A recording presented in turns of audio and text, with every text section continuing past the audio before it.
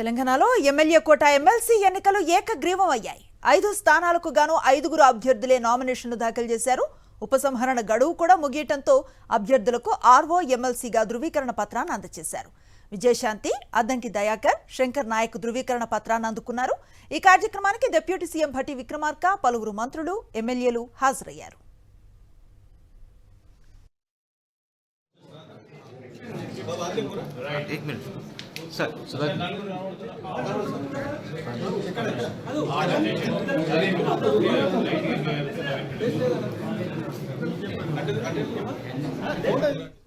తెలంగాణలో ఎమ్మెల్యే కోట ఎమ్మెల్సీ ఎన్నికలు ఏకగ్రీవం అయ్యాయి.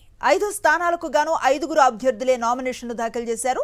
ఉపసంహరణ గడువు కూడా ముగియటంతో అభ్యర్థులకు ఆర్ఓ ఎమ్మెల్సీగా ధృవీకరణ పత్రాన్ని అందజేశారు.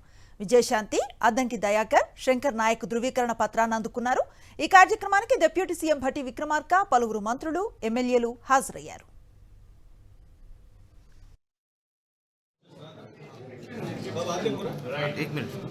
सर